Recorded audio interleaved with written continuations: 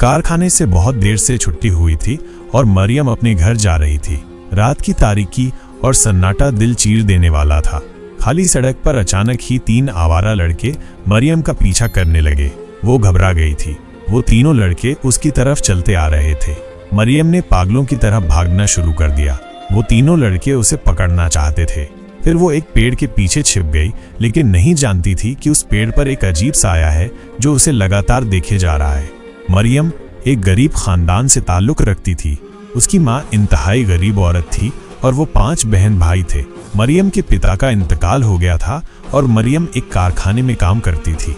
कारखाना उनके घर से बहुत फासले पर था। वो रोजाना पैदल ही आती और जाती थी। मरियम हमेशा उदास रहती थी। वो अपने घर के हालात देखकर परेशान रहती थी। वो एक छोटे से किराए के घर में अपने बहन भाइयों और अपनी माँ के साथ रहती थी। उसका मकान मालिक इंतहाई बदमिजाज आदमी था। वो हर दूसरे दिन उनके दरवाजे पर खड़ा होता था। वो मरियम पर बुरी नजर रखता था।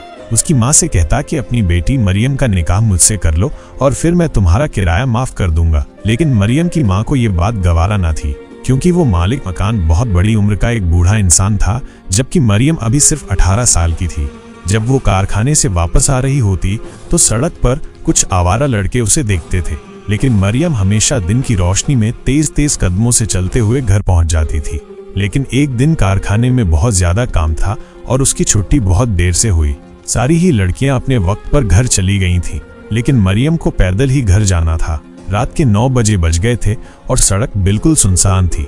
इस सड़क से गुजरते हुए मरियम कभी बहुत घबरा रही थी, क्योंकि सड़क पर खड़े हुए वही 3-4 आवारा लड़के उसे देखकर हंस रहे थे। जैसे ही वो वहां से गुजरने लगी, अचानक उन लड़कों ने मरियम का पीछा करना शुरू कर दिया और तेजी से उसके पीछे भागने लगे। मरियम समझ गई थी कि आज उसकी इज्जत खतरे में है। वो भी पागलों की तरह भागने लगी। भागते भागते वो एक अनजान जगह पर चली गई थी, जहां पर पेड़ ही पेड़ और झाड़ियां ही झाड़ियां थीं। इन पेड़ों के पीछे छिपकर वो अपने आप को महफूज समझ रही थी। वो एक पुराने बरगद के पेड़ के नीचे छिपने में कामयाब हो गई थी। वो आवारा लड़के जो उसके पीछे आए थे उसे तलाश करने लगे, लेकिन नाकाम होकर वापस लौट गए। लेकिन मरियम नहीं जानती थी कि उस पेड़ पर रहने वाला एक साया उसे लगातार देखे जा रहा है। अचानक ही उसे एक अजीब सी सरगोशी सुनाई दी। मरियम ये आवाज सुनकर घबरा गई थी।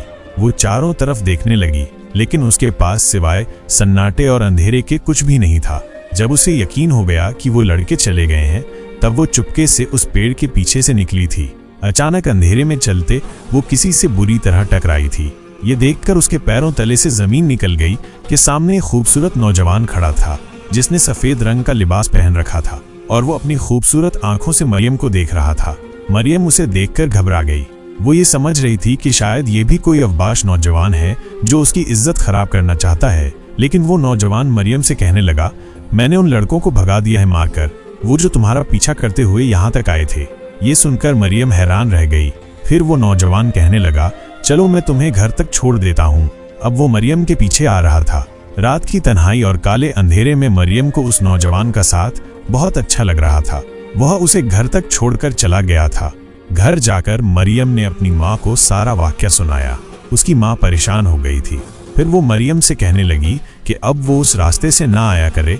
जब भी देर से छुट्टी हो तो दूसरा रास्ता इख्तियार किया करे। मरियम ने अपनी माँ की बात सुनकर सर हिला दिया था, क्योंकि वो अपने घर का सहारा थी।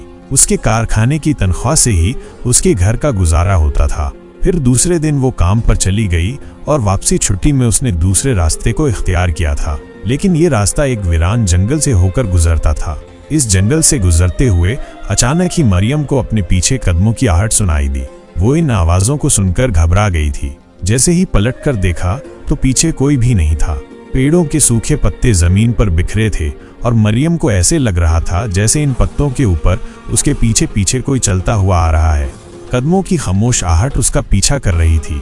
वो और भी तेज तेज चलने लगी, लेकिन ये रास्ता बहुत तवील और लंबा था। अचानक ही फिर से उसे अपने पीछे कदमों की आवाजें सुनाई देने लगी। जैसे ही वो पलटी तो पेड़ के पीछे से निकलकर वही नौजवान उसके पीछे चला आया, जो कल उसे घर तक छोड़कर गया था। मरियम उस नौजवान को देखकर हैरान रह गई, जिसकी खूबसूरत आंखें अंधेरे में खूब चमक रही थीं। वो मरियम को देखकर मुस्कुराया और उससे कहने लगा, तुम्हारा घर इस जंगल से बहुत दूर है। तुम एक डरपोक लड़की हो। मैं देखता हूँ कि तुम बहुत खौफजदा नजर आती हो। क्या मैं तुम्हें घर तक छोड़ दूं? मरियम सर झुकाकर कहने लगी, हाँ, उसे इस रास्ते से गुजरते हुए बहुत डर लगता है। यहाँ वीरानी और सन्नाटा है, जबकि दूसरे रास्ते पर शैतान नुमा इंसान फिरते हैं जो उसका पीछा करते हैं। तो वो नौजवान कहने लगा, मुझसे घबराने की जरूरत नहीं, मैं तुम्हें कुछ नहीं कहूँगा, चलो मैं तुम्हें घर तक छोड़ देता हूँ। फिर रोजाना ही ऐसा होने लगा। वो नौजवान मरियम को उसके दरवाजे तक छोड़ देता और वापसी में मरियम उसी रास्ते को इख्तियार करती। आते जाते वो नौजवान मरियम को बहुत अच्छा लगने लगा। एक दिन मरियम उसे कहने लगी, तुम्हारा नाम क्या है? वो नौजवान कहने लगा, मेरा नाम रिहान है। मरियम उससे कहने लगी, तुम कहाँ रहते हो? तो रिहान कहने लगा, मैं इस जंगल के पीछे जो बस्ती है वहीं पर रहता हूँ। ये सुनकर मरियम ने सर हिला दिया था, लेकिन वो दिल ही दिल में रिहान को पसंद करने लगी थी। तो बड़ी शिद्दत से हर रात जब भी कारखाने से वापस आती उसका इंतजार कर रही होती। अब मरियम की निगाहें उसे ही तलाश करती रहती थीं, जैसे वो उसके इंतजार में हो। मरियम अब रिहान की आदी हो चुकी थी। रोजाना शाम के वक्त वो रिहान को उसी सुनसान रास्ते पर देखती और वो खामोशी से उसके साथ साथ चलता। उसकी आंखों में एक अजीब कशिश थी, जैसे वो मरियम की रूह को खींचती हो। मरियम का दिल अब रिहान के बिना अधूरा लगता था। उसे वो रात याद आती जब उसकी इज्जत खतरे में थी और रिहान किसी फरिश्ते की तरह अचानक जाहिर हुआ था। वो ये सोचकर कांप जाती कि अगर उस दिन रिहान उसकी मदद न करता तो न जाने उसके साथ क्या होता। अब उसके चेहरे पर एक खास चमक रहने लगी थी, जो उसके साथ काम करने वाली लड़कियों ने भी नोट कर ली थी। एक दिन कारखाने में काम के दौरान मरियम की एक साथी लड़की ने उससे कहा, तुम्हारी आंखों में एक अजीब सी चमक है और तुम बहुत खुश नजर आती हो, क्या वजह है? क्या कोई खास बात है? मरियम ने मुस्कुराकर कहा, बस कुछ नहीं, बस जिंदगी कुछ बेहतर हो गई है। लेकिन उसे खुद भी पता नहीं था कि जो चीज उसे खुशी दे रही है वही उसकी जिंदगी का सबसे खतरनाक राज बनने वाली है। वो एक ऐसी दुनिया में कदम रखने वाली थी जो उसके होश उड़ा देगी, जिसके बारे में उसे कुछ भी मालूम नहीं था। रात को जब वो हसब मामूल जंगल के रास्ते से गुजर रही थी, रिहान उसे वहां पहले से मौजूद मिला। आज वो कुछ अलग लग रहा था। उसकी आंखें और ज्यादा चमक रही थीं और उसके कदम जमीन को छू भी नहीं रहे थे। मरियम उससे कुछ सवाल करना चाहती थी, लेकिन वो पूछने की हिम्मत नहीं कर पा रही थी। फिर एकदम से ही वो रिहान से कहने लगी, तुमने मेरी मदद की, मेरी इज्जत को बचाया, लेकिन आज तक तुमने मुझे अपने बारे में नहीं बताया। तुम कौन हो और तुम्हारे माँ बाप कहाँ हैं? तुम हमेशा मेरी मदद के लिए यहाँ कैसे आ जाते हो? क्या तुम मेरा इंतजार करते हो? ये सुनकर रिहान अजीब से अंदाज में मुस्कुराया और मरियम से कहने लगा, बहुत जल्द मैं तुम्हें अपने बारे में बता दूंगा, लेकिन मैं तुम्हें एक राज बताना चाहता हूँ। है मरियम, मैं तुमसे मोहब्बत करता हूँ। एक दिन मरियम की माँ उससे कहने लगी, आजकल तुम बहुत देर से आ रही हो, खैरियत तो है? और तुम्हारे चेहरे पर खुशी की चमक है, क्या तुम्हारी तनख्वाह में इजाफा हो गया है? ये सुनकर मरियम मुस्कुराई और कहने लगी, नहीं माँ, लेकिन क्या पता बहुत जल्द हमारे हालात बदल जाएं। रिहान का साथ पाकर वो जैसे ख्वाबों में जीने लगी थी और जिंदगी उसके लिए बहुत खूबसूरत हो गई थी। लेकिन वो नहीं जानती थी कि आने वाली जिंदगी उसके लिए क्या मोड़ लेकर आने वाली है। एक दिन कारखाने से वापसी में जब एक पेड़ के नीचे खड़ा रिहान उसका इंतजार कर रहा था, वो रिहान से कहने लगी, मैं तुम्हें अपनी माँ से मिलवाना चाहती हूँ। ये सुनकर रिहान के चेहरे का रंग बदल गया था। फिर वो कहने लगा, मरियम मुझे माफ कर दो, लेकिन मैं तुम्हारी माँ से नहीं मिल सकता। रिहान की बात सुनकर मरियम के चेहरे पर उदासी छा गई थी और फिर वो उससे नाराज हो गई और खामोशी से अपने घर आ गई। उसकी आंखों की चमक मंद पड़ गई थी। अगले दिन जैसे ही वो कारखाने से वापस घर जाने लगी, जंगल की तारीकी में उसे रिहान खड़ा हुआ दिखाई ही न दिया और वो बहुत ज्यादा घबरा गई थी। उस सुनसान रास्ते से गुजरते हुए उसके कदम डगमगा रहे थे। बहुत तेज तेज कदमों से घर जा रही थी, क्योंकि रिहान जब उसके साथ होता तो उसे डर नहीं लगता था, लेकिन आज वो बहुत खौफ महसूस कर रही थी। तभी अचानक उसे अपने पीछे आवाज सुनाई दी, मरियम रुक जाओ, मैं आज भी तुम्हारा इंतजार कर रहा था। वो उस वीरान सन्नाटे में उसकी आवाज सुनकर हैरान थी। उसने चारों तरफ देखा, लेकिन रिहान उसे कहीं भी दिखाई नहीं दिया था। सिर्फ उसकी आवाज ही उसके कानों में गूंज रही थी। रिहान लगातार उसे आवाजें दे रहा था, मरियम रुक जाओ, मैं तुम्हारा इंतजार कर रहा हूँ। मरियम की नजरें उसे तलाश करने लगीं। अचानक ही किसी ने उसके कंधे पर हाथ रखा तो मरियम खौफ से उछल पड़ी। जैसे ही पलट कर देखा तो रिहान उसके सामने खड़ा था और उसे अपनी खूबसूरत मुस्कुराती हुई नजरों से देख रहा था। मरियम हैरान होकर कहने लगी, तुम कहाँ थे? मुझे दिखाई क्यों नहीं दिए? अचानक से तुम मेरे सामने कैसे आ गए? रात की तारीकी में रेहान की सफेद आंखें चमक रही थीं और मरियम को आज पहली बार उससे डर लग रहा था। फिर वो अटक अटक कर उसे कहने लगी, तुम कौन हो? अचानक से मेरे सामने कैसे आए? अचानक ही मरियम की नजर उसके वजूद पर पड़ी थी, उसके पांव पर पड़ी जो आम इंसानों से बहुत मुख्तलिफ थे, और उसकी चमकदार आंखें जो आज बहुत खौफनाक लग रही थीं। मरियम उसे देखकर डर गई थी। रेहान उसकी तरफ देखकर मुस्कुराया, फिर कहने लगा, मैं तुम्हें अपनी हकीकत नहीं बताना चाहता था। मेरी हकीकत जानकर तुम मेरी जिंदगी से दूर हो जाओगी। मरियम हैरान होकर कहने लगी, कैसी हकीकत? तो रेहान कहने लगा, क्या तुम मेरे बारे में जानना चाहोगी? तुम मुझसे पूछ रही थी ना कि मेरे माँ बाप कौन हैं, मैं कहाँ रहता हूँ। आज मैं तुम्हें सब कुछ बताना चाहता हूँ। यही तेरी हकीकत है मरियम, कि मैं एक इंसान नहीं बल्कि एक जिन्नजाद हूँ, और एक जिन्नात तुम्हारी मोहब्बत में गिरफ्तार हो गया है, और मैं तुम्हें अपना बनाकर इस दुनिया से तुम्हें अपनी दुनिया में ले जाऊंगा। ये सुनकर मरियम खौफ से कांपने लगी। अचानक ही रेहान का चेहरा बदल गया था। वो इंसान नहीं बल्कि एक जिन्नजाद की तरह दिखाई दे रहा था। वो कांपते हुए कहने लगी, अगर तुम एक जिन्नजाद हो तो तुम इस दुनिया में क्या कर रहे हो, और तुम हर रात मेरे रास्ते में क्यों आते हो? रेहान ये सुनकर मुस्कुराया और कहने लगा, क्योंकि जब मैं पैदा हुआ था तो मुझे एक जिन्नाती दुनिया के आलिम ने कहा था कि तुम्हें एक इंसान लड़की से मोहब्बत होगी जिसका नाम मरियम होगा, और वो लड़की बिल्कुल पाक होगी। ये सुनकर मरियम के कदम लड़खड़ा गए, उसकी जबान गूंगी हो गई, उसके जहन में हजारों सवाल दौड़ने लगे। तुमने मुझे क्यों बचाया? तुम मेरे साथ क्यों चलते हो? मरियम की आवाज कांप रही थी। रेहान ने संजीदगी से कहा, क्योंकि तुम पाक हो, मासूम हो, मजलूम हो, और अब तुम मेरी हो मरियम। मरियम की आंखों में आंसू भर गए। मैं किसी की चीज नहीं हूँ, वो चीखी। रेहान ने नरमी से उसकी तरफ कदम बढ़ाए। मैं तुमसे मोहब्बत करता हूँ मरियम, और इस मोहब्बत की कीमत तुम्हें भी चुकानी होगी, वो भी मुझसे निकाह करके। ये सुनकर मरियम के होश उड़ गए थे। वो वहां से भागने लगी, लेकिन ऐसा लग रहा था जैसे जिन्नजाद रेहान उसका पीछा कर रहा है। वो घर चली आई थी, लेकिन उसके चेहरे का रंग उड़ा हुआ था। जैसे ही वो घर पहुंची, उसकी माँ उसकी हालत देखकर परेशान हो गई। वो मरियम से कहने लगी, मरियम क्या हुआ? क्या आज फिर उन लोगों ने तुम्हारा पीछा किया? तो मरियम ने रोना शुरू कर दिया था। उसे यकीन नहीं आ रहा था कि रेहान एक जिन्नजाद है जो उससे निकाह करना चाहता है। दूसरे दिन काम पर जाते हुए वो घबरा रही थी, और छुट्टी के बाद वो उस रास्ते से नहीं गई जहां पर रोजाना रेहान उसका इंतजार कर रहा होता था। लेकिन जैसे ही वो दूसरे रास्ते से गुजरने लगी, अचानक ही वही लोग उसका पीछा करने लगे जो उस दिन उसके पीछे लग गए थे। वो तीनों के तीनों आवारा लड़के उसके पीछे भागने लगे। वो कई दिनों से मरियम का इंतजार कर रहे थे, और आज मरियम उनके हाथ लग गई थी। फिर खुद ब खुद मरियम के कदम उसी तरफ उठने लगे। वो जानती थी कि कोई है जो उसे बचा लेगा, जो उन आवारा लड़कों को अपने खौफ से इस कदर दहशत में मुब्तला कर देगा कि वो उसका पीछा छोड़ देंगे। मरियम के कदम उसी जंगल की तरफ उठ रहे थे।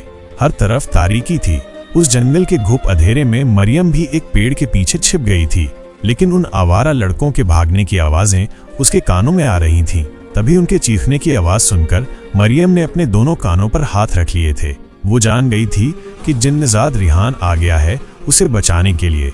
वो जानती थी कि वो एक जिन्नात है जो बहुत ताकतवर है, और एक जिन्नात मरियम से मोहब्बत करने लगा है जो उसे कोई तकलीफ नहीं पहुंचाने देगा, क्योंकि वो बिल्कुल मासूम है, पाकीज़ा है, सिर्फ और सिर्फ उस जिन्नजात की मोहब्बत के लिए। उसी पेड़ के पीछे छिपी मरियम अब रेहान जिन्नात का इंतजार कर रही थी, लेकिन वो उसके सामने नहीं आया।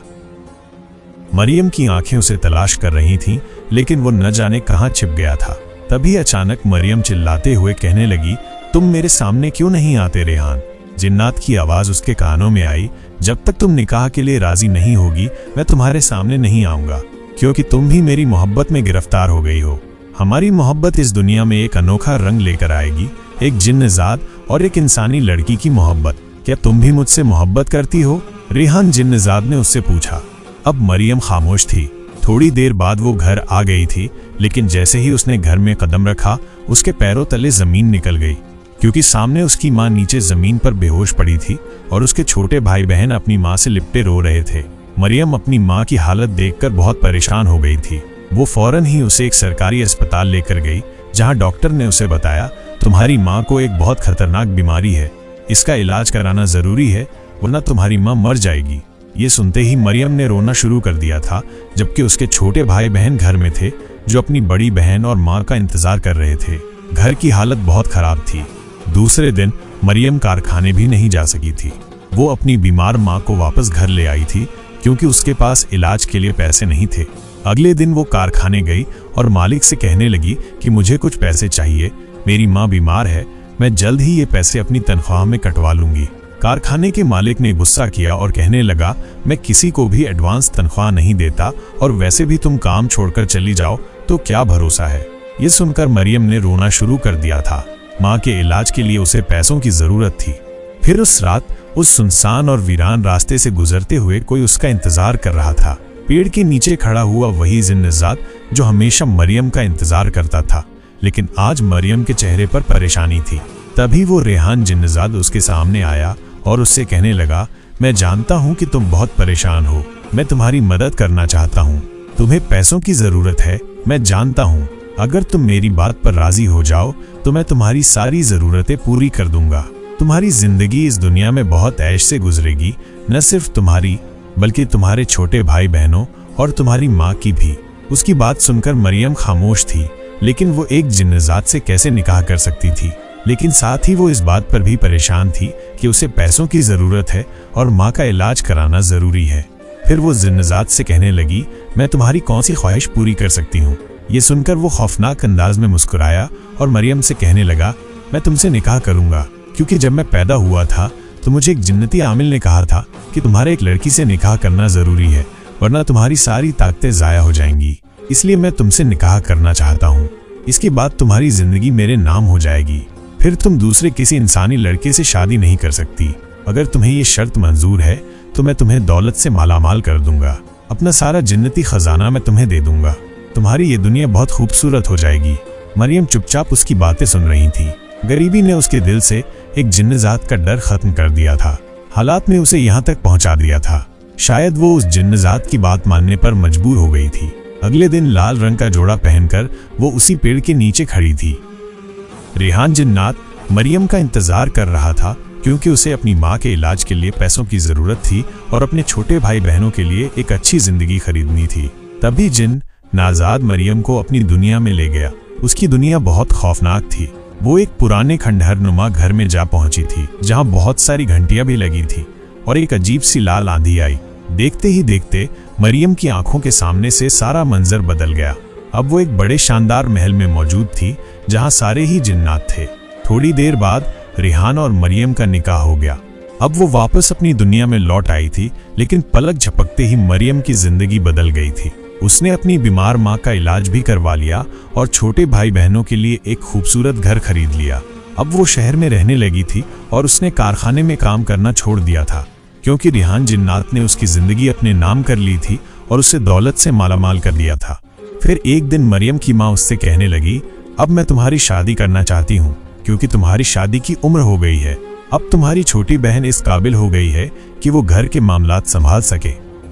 ये सुनकर मरियम घबरा गई और अपनी माँ से कहने लगी, नहीं माँ, मैं शादी नहीं कर सकती।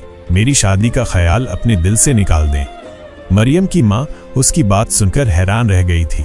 फिर वो कहने लगी, आखिर क्या वजह है, तुम शादी क्यों नहीं करना चाहती? लेकिन मरियम कभी भी अपनी माँ को नहीं बता सकती थी कि अपने छोटे भाई बहनों और अपनी माँ की जिंदगी के लिए उसने अपनी जिंदगी दांव पर लगा दी थी। उसने अपनी सारी कुर्बानी, सारी खुशियाँ अपने घर वालों के नाम करके खुद एक जिन्नजात से निकाह कर लिया था। अब वो हर रात मरियम के पास आता और उससे ढेरों बातें करता। कभी कभार वो मरियम को अपनी दुनिया में ले जाता, लेकिन मरियम ने सारी जिंदगी शादी नहीं की, बल्कि एक जिन आजाद के नाम पर उसने अपनी जिंदगी गुजारी थी। तो दोस्तों, ये थी आज की कहानी। इसी तरह की कहानी सुनने के लिए इस चैनल हुसैन डेली शॉर्ट्स को सब्सक्राइब जरूर करें और बेल आइकन दबाना न भूलें। फिर मुलाकात होगी एक नई वीडियो में। अल्लाह हाफिज।